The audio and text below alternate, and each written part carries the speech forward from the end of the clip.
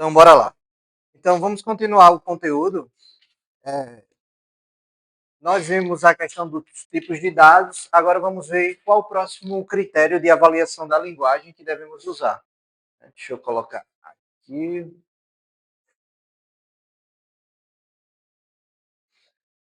Então, o próximo é com relação ao projeto de sintaxe. Isso aqui é muito importante, certo? Porque é como a linguagem de programação ela é escrita, né? E esse projeto de sintaxe aqui, ele está diretamente relacionado aos indicadores, né? Por exemplo, em C, ele suporta isso aqui, I++, né? Se você quiser incrementar, você pode colocar I++, ponto e vírgula, né? Por exemplo, em Python, você precisaria, por exemplo, I mais igual. Vocês já usaram isso aqui? Direto. O I aparece direto, né?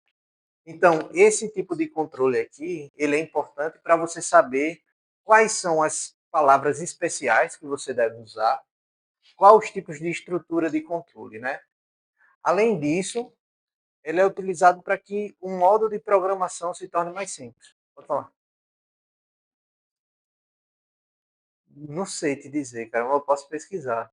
Nunca parei para pensar assim, pô, por que não tem o I++, né? Seria útil. É. Mas deve ser por conta da compilação, né? Não sei, Java tem mais? Vai ter diferentão, né? Eu vou procurar, boa pergunta. É, procurar o porquê mesmo, mas deve ser por conta, porque ele é híbrido, deve ser por conta disso, mas eu não tenho certeza. Além disso, né, o objetivo de tudo isso, no final das contas, é que sua sintaxe, o modo com que você escreve o programa, fique mais fácil e mais legível. Né? Então, vem questão de clareza, né? Isso é a primeiro ponto. Questão de segurança e ambiguidade, né? Para evitar erros, né? Erros sutis. Isso aqui são os piores erros que existem. Aquele erro que você não consegue ver que está errado. É horrível, terrível, né? Um ponto e vírgula faltando, o programa buga e já não faz mais nada, né? Mas se em algum momento você colocou de maneira errada um i mais igual perdido, ou i maior igual, ou menor igual perdido, que deveria ser só um igual, ou poderia ser só um maior, isso aqui são um tipo de erro sutil que normalmente vocês não vão conseguir identificar. Né? Então, a sintaxe ela é muito importante para isso, para que esses tipos de erro aqui não se tornem frequentes, né? Durante a sua programação. Além disso, a questão da organização dos meus dados, ou do meu programa. Né? Se tem uma estrutura bem definida, ele facilita a compreensão, além da reutilização e também a manutenção do meu programa. Um projeto simples de sintaxe desse aqui, né, é o formato dos identificadores. Né? Por exemplo, no Fortran 77, ele utiliza no máximo 6 caracteres e o ASE base, né, que seria uma letra mais um dígito. Né? Então, por exemplo, se a gente fosse olhar isso aqui, eu ia ter A, B, são do tipo inteiro, A recebe A mais B, if A ou zero, né, a divisão disso aqui, então faça isso aqui. Né? Então, esse ponto GT ponto, vocês conseguiriam identificar que isso aí é um ou, né? Daria para saber se isso aí. Então, a sintaxe, o modo com que é escrito o programa, ele pode ser muito confuso quando você seleciona a linguagem errada. Vamos lá. Os identificadores seriam essas funções especiais. Então, ao invés de usar, por exemplo, em C, em Python, eu posso usar OR, assim, a palavra OR. É um especial para ou. E C, eu acho que é barra barra, certo? Barra barra. Né? O end em Python, né? A palavra end. Em C é aquele E comercial. 2E comercial. Isso, boa. 2E comercial. Então, o que é mais intuitivo? End ou 2E comercial?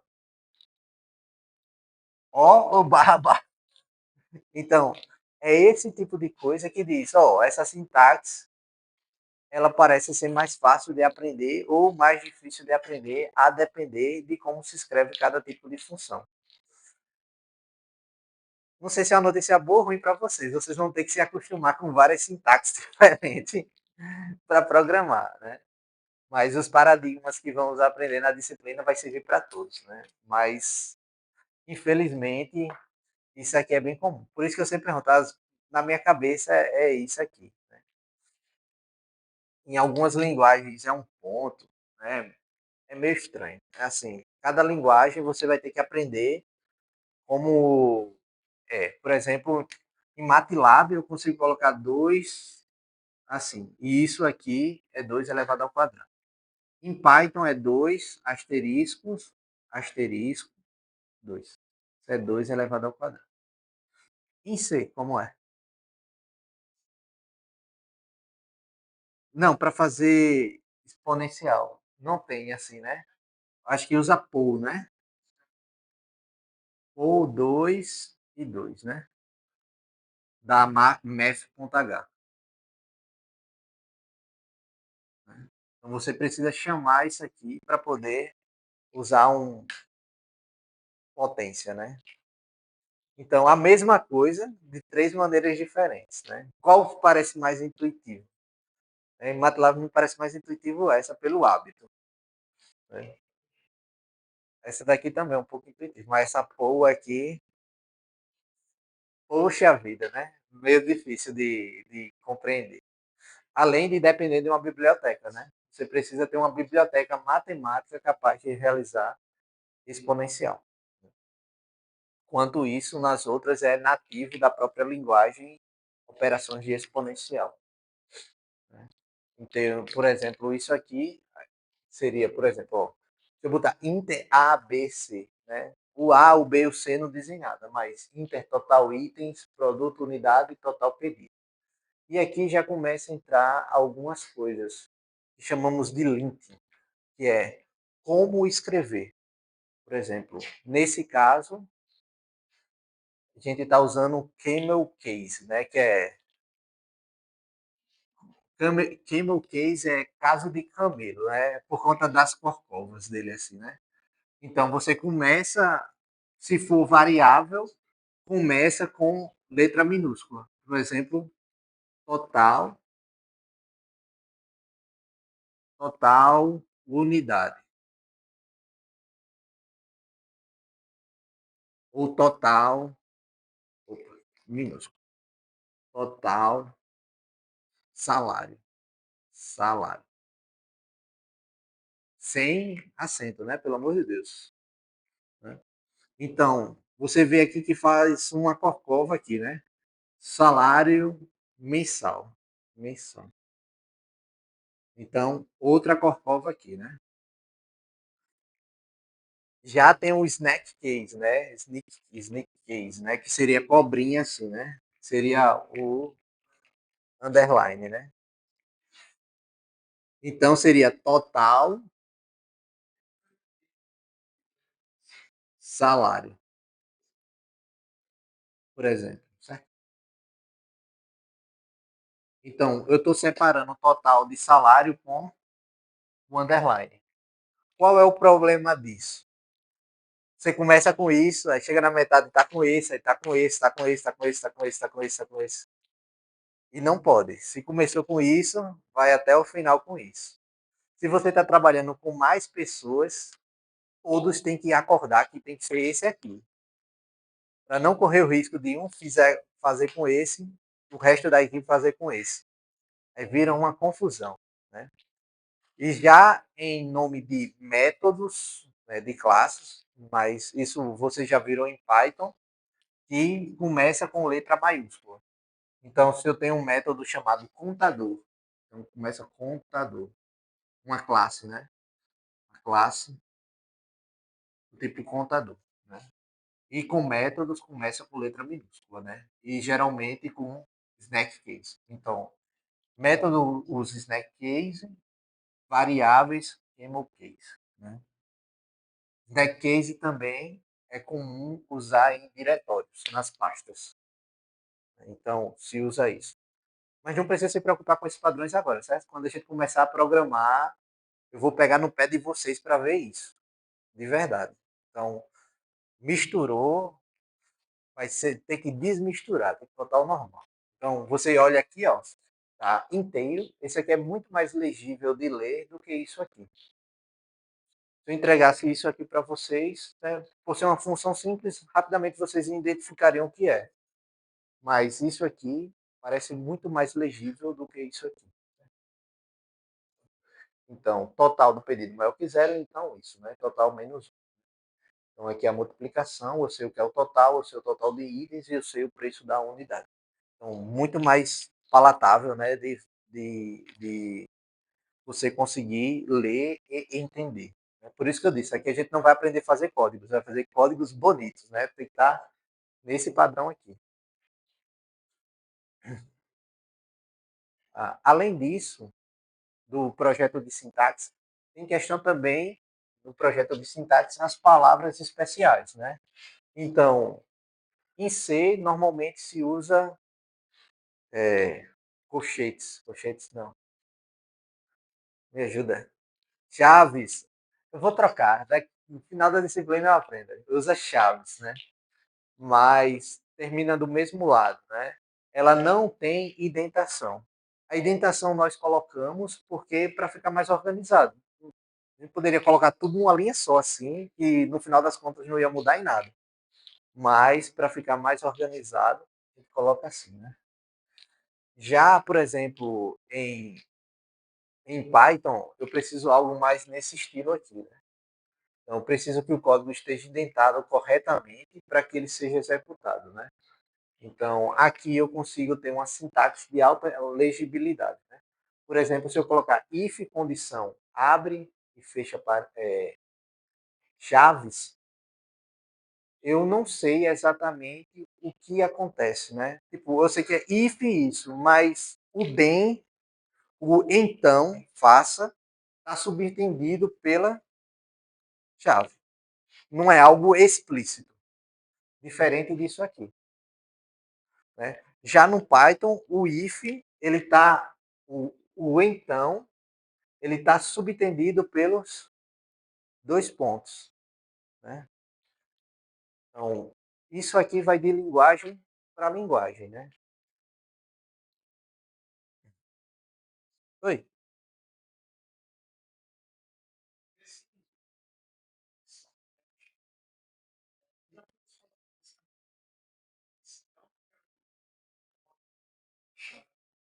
Sim. É estilo. É estilo. Qual é o seu estilo? Antes eu colocava aqui. Aí depois alguém me falou que era feio. Aí eu botei de volta para cima. Hum, Me traumatizou. Eu disse, tá feio o seu código. Porque fica, tipo, você coloca aqui embaixo, fica assim, if, né? If, aí fica uma linha vazia, nananã, e se eu fecho o negócio aqui. Aí, tipo, pra mim eu achava bonitinho, porque ficava separado assim as coisas. Aí depois ele disse, isso é feio porque fica só aqui e uma linha vazia. Eu disse, rapaz, é mesmo, né? Aí volta pra cá. Pronto, aí depois eu fiquei só assim.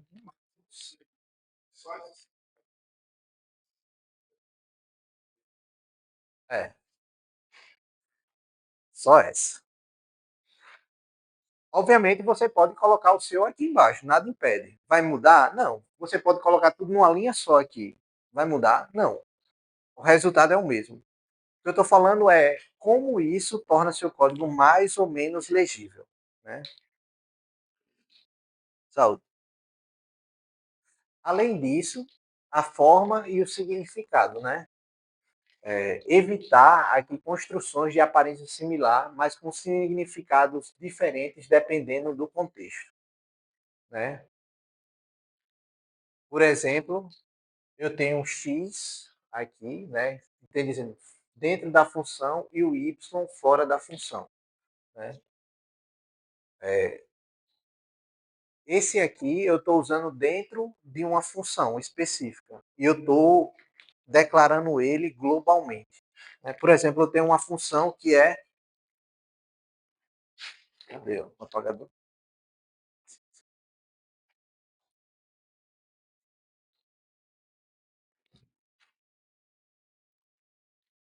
Que ele está falando ali. Não confundir no final, no frigir dos ovos, né? Ele está dizendo assim: não confundam a variável global com a local. É isso que ele está dizendo. Então, por exemplo, se eu declaro aqui, botar assim, int x igual a zero e int y igual a um. Se eu tiver aqui soma, assim, def soma z, z mais y, return, return, z mais y. Está dizendo, ó, quando eu declaro essas variáveis aqui em cima, eu estou dizendo para os programadores que x e y são as mesmas coisas. Ou seja, elas são variáveis o quê? Globais. Quando, na verdade, x é global e y é local. Então, não teria necessidade dessa declaração aqui, certo? Então, se eu quisesse manter essa declaração aqui, eu teria que deixar mais explícito o que é cada coisa aqui. Ou seja, um é de armazenamento e o outro é de visibilidade. Eu poderia deixar assim? Poderia. Mas de maneira explícita, dizendo o que é cada uma dessas variáveis, para não gerar confusão. Né? Então, vocês estão estritamente proibidos de fazer isso aqui, certo? Se eu pegar código com X, Y, I, Z, A, B, é zero. Vou logo avisando. Ah, o que é? Não sei. Tem um comentário. X é bananas, Y é maçãs. Não, então eu boto banana, boto maçãs, boto o nome certo das coisas. Contador, contador de banana, contador de maçã. Pelo amor de Deus, não me matem de vergonha. Depois chegar nas próximas disciplinas, ei, quem era o professor de programação de vocês? Olha a vergonha que eu vou passar. Não pode. Né? Além disso, a questão do suporte e abstração. Né? Então, aqui está a capacidade da língua de permitir que você trabalhe com estruturas e operações complexas, né? Ignorando detalhes desnecessários. Né? Isso aqui é muito comum em Python. Né? Ele eleva, de fato, o nível de abstração de uma maneira que você não consegue perceber algumas nuances, principalmente quando se está trabalhando com cálculos. Então, existem algumas, por exemplo, estava me mostrando a função dele que ele fez de arredondamento. Então, ele tem total domínio do que está acontecendo. Mas quando você pega a função round lá em Python e coloca o número e o número de casas decimais, você abstraiu de tal forma o arredondamento que você não precisa saber mais o que está acontecendo aqui dentro. Então, isso é uma abstração muito alta, né? Você consegue modularizar e ter um conjunto de operações aqui dentro e você não tem domínio, mas ao mesmo tempo você tem segurança naquilo que ela faz, porque já foi testada várias vezes. E quanto maior o grau de abstração, mais natural sua expressão, mais natural é sua expressão. Então, quando você consegue descrever de fato, ou seja, ao invés de eu falar contador, para qualquer coisa que conta, eu vou ter um contador de frutas, que ele conta as frutas. Então ele recebe uma lista, ele verifica qual tipo de fruta tem e retorna a quantidade de cada fruta. Então você pegou algo que é complexo, porque eu preciso separar as frutas, ver a quantidade, somar quantas tem de cada uma e retornar a contabilidade dessas frutas em algo que se resume a contador de frutas. Então, linguagens que permitem esse tipo de abstração aqui é muito bom. Além disso, a questão da organização, reutilização e a manutenção, né? Porque se eu mudo a fórmula que eu calculo a quantidade de frutas, logicamente todos os lugares do código que utiliza esse contador de fruta vai ser alterado. Melhor para programar. Pô, você ganha tempo. Porém, se você quer inovar, pior, porque você perde domínio. Domínio mesmo do que você está fazendo. Fica num nível tão abstrato de coisas que está acontecendo lá, que você já não sabe mais quais fórmulas que estão sendo usadas lá embaixo. Então, abstrair demais é bom, mas quando você precisa, principalmente em carreira científica, né? Você tem lá uma biblioteca que precisa, por exemplo, faz um cálculo de ponto máximo de uma equação de segundo grau, por exemplo. Né? Internamente, ela tem uma fórmula para achar o ponto máximo lá. Aí você, poxa, eu acho que eu consigo implementar uma forma mais rápida de achar ponto máximo da minha equação de segundo grau. Eu poderia só entrar nessa que já existe e alterar alguma coisa e beleza, funcionava. Mas ela está num nível de abstração tão alto que você entra lá, e tem um que calcula o máximo, outro que compara, e você, pô, mas onde é que eu mexo aqui para mudar isso aqui? Fica tão complexo que você já perde o domínio. Não tem o que fazer, né? É uma balança. Ou você pondera, não é 6-7 não, né? É uma balança formando aura na aula, né? É uma balança de fato, né? Você aumenta o nível de abstração ao mesmo tempo que você perde o domínio da aplicação, né? Então, 6-7, né? Pode falar, pode falar?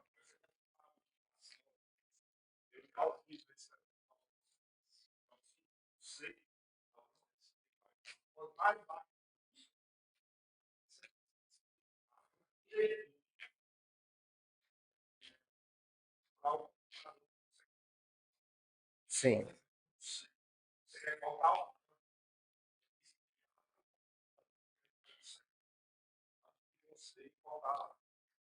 sim. A gente vai ver isso, acho que amanhã ou na próxima semana, como é transformado um código em C compilado mesmo.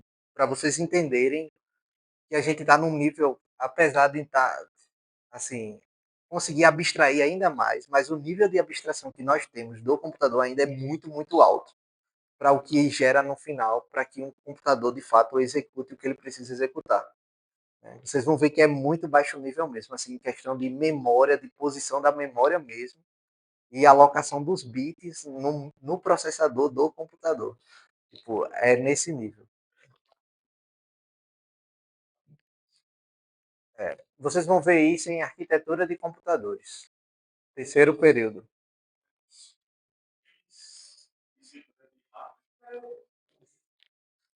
Mas aqui a gente vai ver como funciona essa parte do compilador em si, né? Além disso, é possível também. Oi?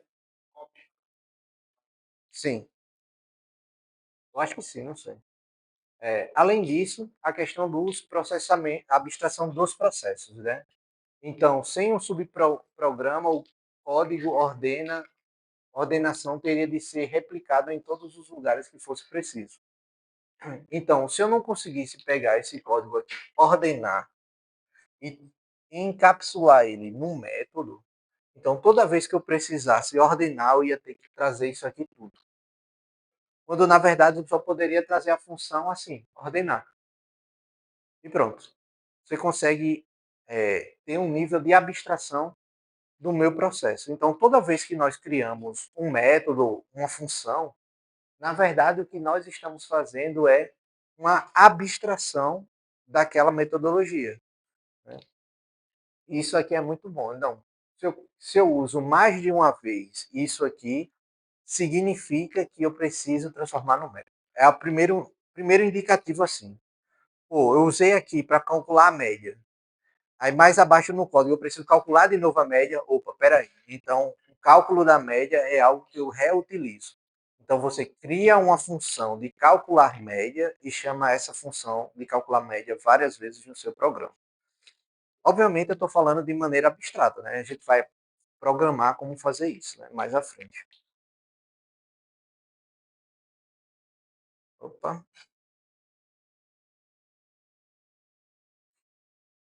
O outro conceito é a expressividade, né? É a capacidade da linguagem permitir que o programador escreva muito com pouco código, né? Usando construções, né, poderosas e convenientes. Ela retorna um código mais curto, claro e próximo da intenção do programador. Então, um exemplo disso aqui, da expressividade, é isso aqui. Né? Ao invés de usar isso aqui, ó, somar todos os valores, isso aqui é em C, certo? Em Python, eu tenho o sum, né? Não sei se vocês já usaram. Sum. Né? Você tem me, né? Que é a média. Ou tem a median, né? Que é a mediana. Então, eu consigo calcular a soma, a média, a mediana de maneira bem mais simples. Né? Então, ao invés de eu fazer uma função for para calcular tudo isso, eu simplesmente faço soma. E ele vai somar aquela lista de valores. Eu faço média, e ele calcula a média desses valores. Né? Isso aqui é uma expressão. Né? Então, a média de todos os elementos V pode ser calculada dessa forma, mais barra V. Né? A média de todos os elementos de N seria calculado dessa forma. Então, você consegue escrever as mesmas expressões, que seriam muito mais complexas, utilizando apenas uma linha de código. Isso é a grande vantagem quando a gente usa Python no lugar de C. Né? Você consegue fazer média, soma, mediana, desvio padrão, de maneira muito mais fácil, que coisa que no C a gente precisaria de uma biblioteca de terceiros. Exatamente. Tanto Python quanto R, programação em R. Vocês já ouviram falar? É uma linguagem de programação, ela foi criada para estatística. R. Além de conveniência da notação, né? Então, eu posso ter um código mais verboso, que seria um código com mais palavras, né? Então, ao invés de fazer count recebe count mais um, eu simplesmente coloco um counter mais mais. Né? Então, eu tenho um código menor e mais direto, com menos chance de erro e de digitação. Né?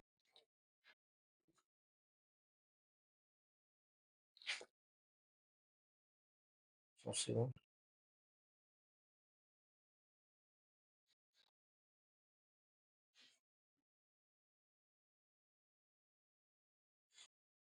Além disso, né, por exemplo, se eu quero uma expressão do tipo while, eu consigo colocar o while menor ou igual, e eu consigo fazer isso. Né? Ou quando eu utilizo o for. O for me parece mais expressivo, porque eu tenho no próprio for o começo, qual é a condição de parada e o que ele deve fazer. Né? Pode ser i mais mais ou i menos menos. Né? Então, eu posso utilizar isso aqui, né? Ele é mais compacto e mais legível, né? E expressa claramente qual é a intenção. Tá vendo?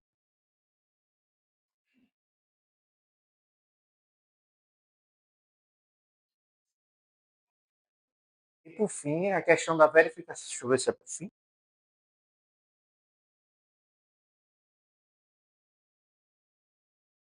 Além disso, eu tenho a questão da verificação de tipos. Então, a gente já falou isso aqui brevemente, que é se a linguagem é capaz de saber qual é o tipo que está sendo usado. Ou seja, se é do tipo inteiro, se é do tipo string, se é do tipo float. Né? Então, eu tenho. O primeiro exemplo é de atributos incompatíveis. Então, no primeiro momento, eu uso x para ser inteiro. Em segundo, eu vou usar x para ser agora uma string, né? E ao mesmo tempo eu chego aqui, eu tento somar x com mais 5 e ele acaba dando um erro de execução. Por quê? Esse x, a variável mais aqui, ele é um tipo inválido para somar uma string com 5, né? Então, eu preciso ter, por exemplo, em Python, né, x dois pontos int, qual é a variável, e aqui eu vou dar um erro de tipo, né? Porque aqui eu fortemente tipei a minha variável. Então, nesse primeiro momento aqui eu fixei qual é a minha variável, que é do tipo inteiro. Então, se eu for atribuir a ela um outro tipo, automaticamente já vai acusar erro. Né? Isso não vai ser um erro futuro, né? Então, eu não vou ter um erro durante o print da variável. Vou ter o erro já no começo do código. Isso aqui é muito importante para que a gente não cometa erro já no final. Né? É melhor errar no começo e corrigir aqui.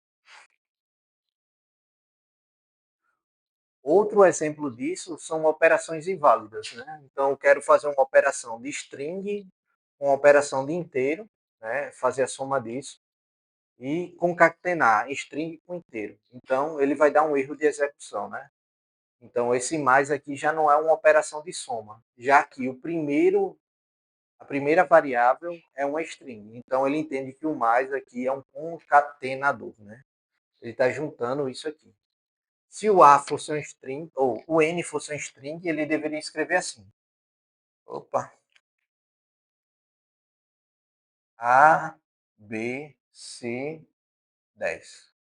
Se o 10 fosse um string, né? Mas não é. É um número. Então ele acaba dando um erro aqui, né? Ele não consegue fazer isso. Então aqui eu vou ter erro de tipo, né? Isso aqui é bem importante.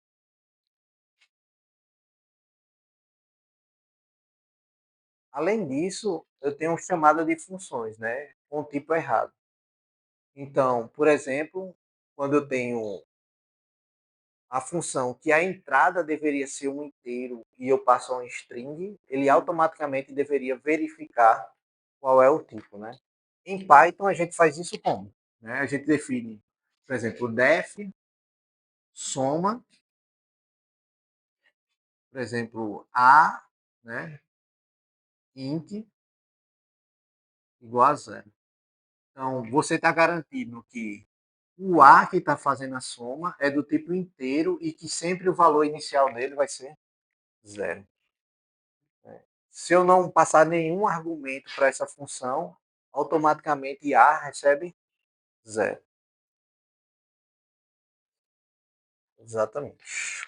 Então, ó, eu passo já aqui porque ao tentar executar essa operação, se A ou B for qualquer outro tipo que não inteiro, automaticamente o erro vai acontecer aqui e não aqui. Certo? Ele vai dar erro direto na entrada e não durante o processamento dessa informação. Porque você está garantindo que essa função aqui, esse método, ele só é capaz de operar com inteiros, nada além disso. Isso aqui é uma medida muito forte de segurança, né? Para evitar erro de tipo. E também a questão do retorno da função, né? Então eu quero garantir que retorne sempre inteiro.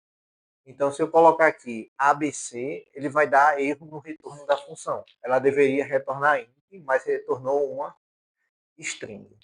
Né? Isso aqui é muito comum, por exemplo, eu quero que minha função sempre retorne ponto flutuante. Então eu faço a operação com inteiro e aqui eu preciso fazer uma conversão para ponto flutuante para que o retorno dessa função, desse método, seja respeitado. Aqui a parte de verificação de tipo, já falei. Vai estar repetindo.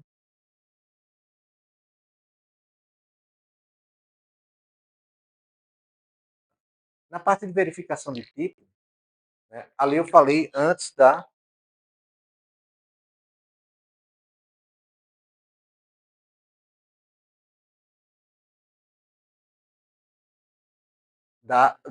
verificação de tipo. Agora a questão dos apelidos restritos, né?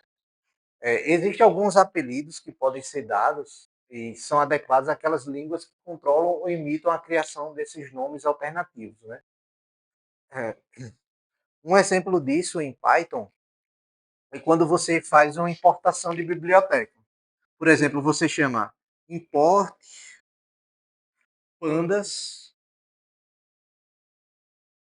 como nós chamamos o panda? As PD. Não é assim? Então ninguém chama, fica digitando pandas, pandas, pandas, pandas, pandas, né? Sempre é PD ponto alguma coisa, né? PD ponto outra coisa, né? Ou se está trabalhando com matplotlib, você não bota matplotlib no seu código, bota MLT, né? Em C da mesma forma. Então eu consigo, por exemplo, importar uma função, dar um espaço dela e chamar ela de algum nome, né? Para poder dar um apelido àquela função, né? Então, sei lá, eu tenho lá uma função que é função árvore de decisão aleatória, randômica da Lua. Tipo, gigantesca. Eu vou estar chamando isso, não. Tipo, eu consigo dar um apelido para ela. E isso é muito bom nessas linguagens, porque você consegue reduzir a quantidade de caracteres que você está digitando no seu código. Ela aumenta a legibilidade e facilita também os testes, né? Você consegue verificar ela de maneira mais objetiva. Então, e impede também modificações inesperadas. Um exemplo disso é os apelidos eles não controlados podem causar interações inesperadas nos dados, né? Então eu tenho um A, tenho um B e eles têm o mesmo tipo de dado aqui. Se esses apelidos aqui forem usados de maneira equivocada, pode gerar problema. Então, por exemplo, int V, que eu tenho essa lista, int A recebe V. A é um apelido de V, né? Ou seja, eu consigo chamar isso aqui da mesma coisa. Ou seja, alterar por engano o valor de V pode necessariamente alterar o valor de A. Então, por quê? Eu coloquei um como sendo o outro, né? Isso aqui é um problema. Um exemplo para isso é, se eu estou utilizando uma cópia de V, eu preciso fazer uma cópia de V e adicionar A. Então, se eu alterar V, não necessariamente vai alterar A, porque o A ele está operando, foi inicializado com uma cópia de V. Então tem que ter, isso aqui é bem comum quando se está trabalhando com data frames em Python, se você está fazendo análise de dados. Então, se você carrega uma planilha no data frame, você vai chamar lá DF, né? Você chama seu data frame de DF. Aí você fez a limpeza, removeu os dados faltantes. Aí você pega e chama DF de novo. Mas aqui já está os dados limpos, aqui eram os dados puros. Então você acaba perdendo o controle daquilo que você está fazendo. Então você já não sabe mais quem é os dados puros ou os dados limpos, né, por exemplo. Isso é bem comum em análise de dados. Esse tipo de erro é bem comum mesmo.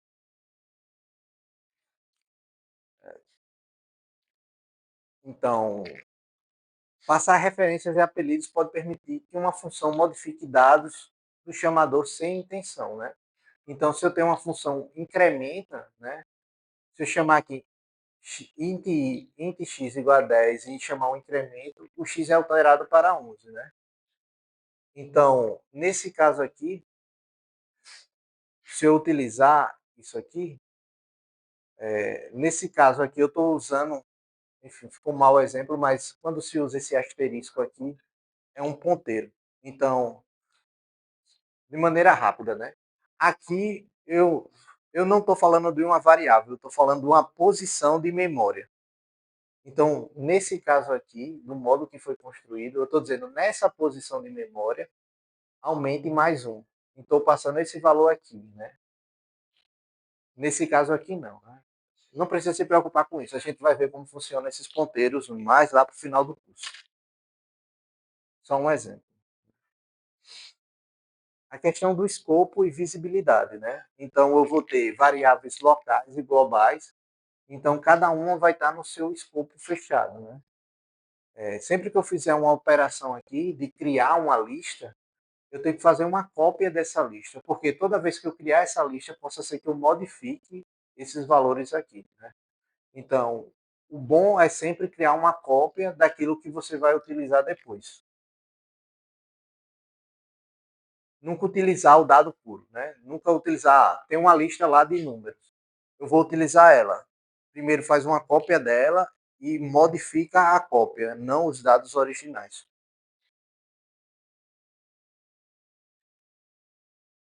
Além disso, a questão de concorrência, né?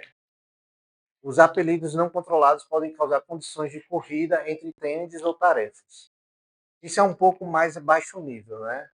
Por exemplo, se eu tiver aqui contador igual a zero, se eu utilizo aqui contador mais, eu vou querer pegar essa variável e acrescentar mais um. Então, eu vou ter duas trends ao mesmo tempo. Uma que está usando o contador mais, em seguida outra que está utilizando o contador mais. Então, essas duas trends vai disputar o mesmo, o mesmo recurso para realizar essa tarefa. Né? Então, se você quer ter dois contadores, não utiliza o mesmo nome para eles. Né? Eu quero ter 10 contadores, não, contador 1, contador 2, contador 3, até o contador 10.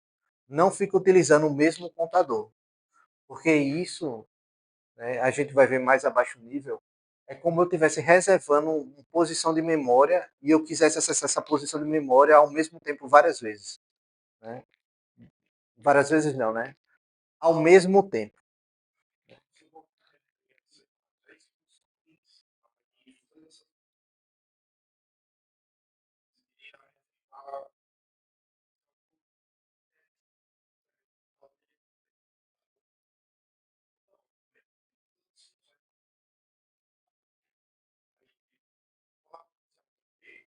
Exato, ele dá concorrência. Pode ser que na hora de contar ele conta errado.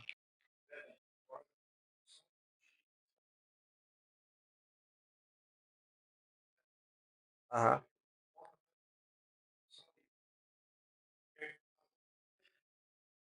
Sim, quando a gente trabalha com a função contador, não. Por exemplo, eu tenho uma função que é uma função contador. O que eu estou falando aqui é uma mesma variável do tipo contador, entendeu? Não uma função contador.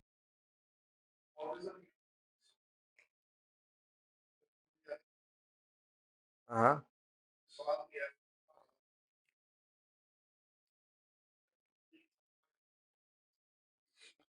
Sim, é isso que eu estou falando aqui. Por exemplo, não é que não seja bom utilizar variáveis globais. O que ele quis falar é, não é bom utilizar variáveis globais em operações locais. Por exemplo, eu tenho uma variável global chamada contador. Eu não posso estar usando essa variável contador, que é uma variável global, dentro de uma função local. Tem uma função que faz conta a quantidade de pessoas. Então, ao invés de eu ter uma variável chamada contador dentro da função que conta pessoas, eu estou chamando um contador global, entendeu? Por quê? Porque se eu altero o contador global, outra função que vai precisar dele vai querer alterar ele também. Isso gera concorrência. Então, é várias funções disputando a mesma variável ao mesmo tempo. Isso dá problema, entendeu?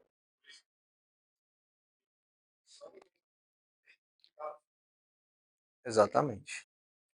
Cada função, cada com suas variáveis, né? Enfim, para a aula de hoje seria isso, pessoal. Também para não ficar tão desgastante. Na próxima aula, no caso amanhã, nós veremos